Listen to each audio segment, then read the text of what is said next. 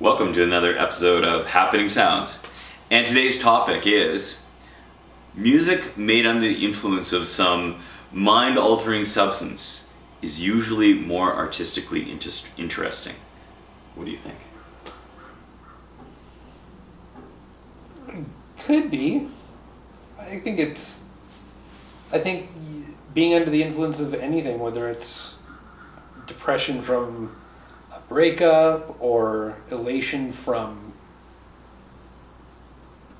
anything, I think just any outside influence on somebody can it's so vague, it can either be positive or negative towards art.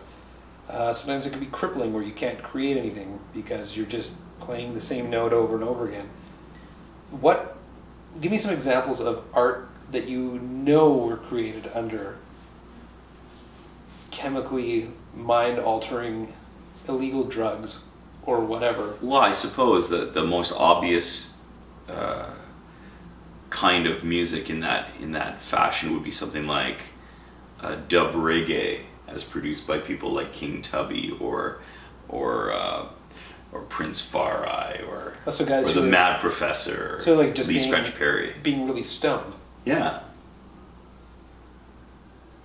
I mean, that's a genre where the two seem to walk hand in hand. Yeah, dub music. It's just the bass and the drums and then the space in between. Right. The notes. Or a band like Spacemen 3, where they were all smacked up and playing one chord over and over again. I love Spacemen 3, and I like dub music. Is it better? I guess it depends what genre you're looking at. If you're looking at space rock, would you even call Spacemen 3 space rock? Sure, I suppose. But are these classifications even important? No. This is a tough one. I don't know if it makes it better or worse. I think that, especially with marijuana and like light psychedelics like that, it's just such a part of pretty much everyday life. It's like how the Velvet Underground was considered this, weird, dark version of, the Rolling Stones or the Beatles. And then you listen to it now and it's not as edgy as it used to be. Especially marijuana is the same way where so many people do it. It's now like on the road to being legalized. It's being used for treatments for maladies from, depression to the side effects of chemotherapy. I don't think that there are a lot of people who don't recreationally use that to create music. I liked your way of entering into this topic, though. You were saying that it's an influence like any other. So you could be, the influence on your music could be listening to a record from one of your musical heroes, or an influence on your music could be the fact that you're born into poverty and it makes you angry enough to want to channel your anger into art, in the case of music. Mm-hmm. Or the fact that you're using a lot of a certain amount of drug may be an influence on your music in a positive way, or it could be negative. I mean, all through, even before the recorded era of music, I took an English literature degree at university, and time again you'd be like reading about writers like Coleridge, for example, where taking drugs of some nature were an integral part of their creative process.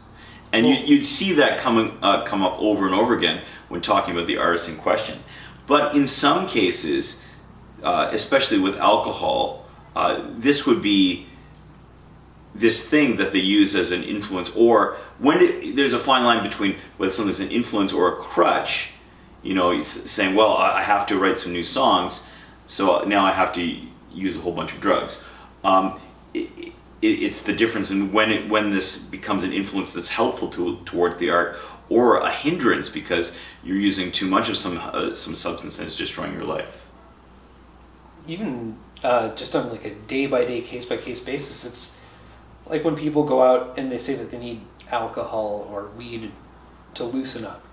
And then you get to the, when alcohol is easy, so you get to the point where you're buzzed and then your filter's down, but you're still forming words, you're not slurring, you're loose, you're good. But then you drink too much and you can't form sentences, you can't maintain a steady train of thought. I think it's the same thing with music. Eventually, unless you're Robert Pollard from Guided by Voices, who can drink a 2-4 to himself at a gig, you're gonna hit a point where you just can't physically function, or where you're not doing anything well. There's a funny Family Guy joke where Peter and Lois had a folk duo back in, I guess it would have been the 60s, like Woodstock era, where they got really, really stoned, and they were like a 2-person Mamas and the Papas. And the episode went on and they kept referencing this, and then when they finally reunited as this folk group, they got really, really stoned, and in their mind they were amazing. And then it cut to what the audience was seeing, and they were just like sloppy, like just stoned and couldn't function. And I thought that was hilarious. I think that any of these influences could be crippling. It's like if you're fresh out of a long-term relationship and just heartbroken, you might just be, depending on where you are, if you're miserable and depressed, you're gonna write an Elliott Smith album. If you're angry, if you were cheated on, you might write a super, super angry, vitriolic, poisonous album that isn't reflective of who you normally are as a person. And then, it might be regarded as the divorce album or something like that. For drugs in particular, I think, like I said, I think there's a fine line. I think that if you took acid and you were tripping for 3 days and you had a beautiful, majestic trip and you remember a lot of it, or you have snapshots of it, and you write about what you saw or what you experienced or how you felt, you might come out with gold. And then you might also have just sat in your apartment for 4 days in the dark and gotten fired for not showing up to work. Like, it's interesting. Yeah. I think also there's a danger too. I mean, there are some genres of music that seemed to be shaped in a big way by an influencing substance. Like, for example, I'm thinking of a band here like the Pogues. Those very traditionally Irish-based songs. They're really, in some ways, the music is served by a certain level of drunkenness in the playing, right? But there was a time in his life where Shane MacGowan was just taking it too far, and that's what split the band up, And same thing with a band like the Doors.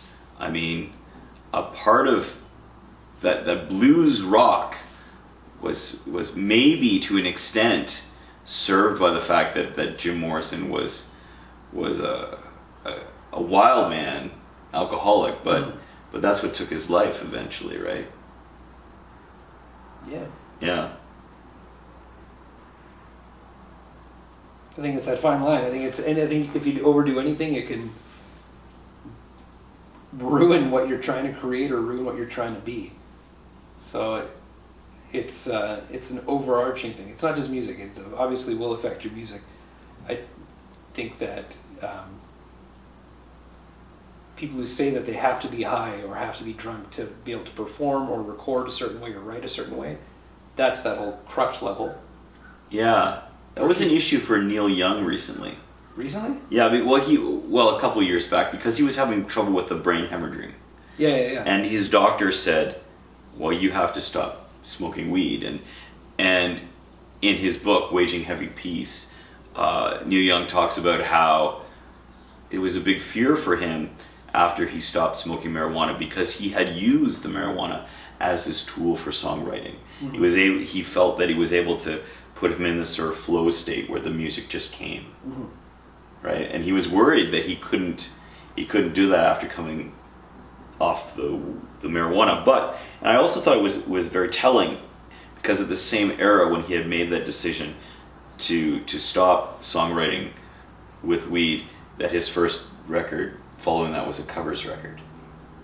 Right? So like he was feeling, obviously, that he didn't think he could write songs anymore. Now, since then, he has released a ton of records, so I assume that he's gotten over that. Wow. Hmm. Didn't know that. Yeah. Da da da da da da. Thanks for listening. Please press the subscribe button down below.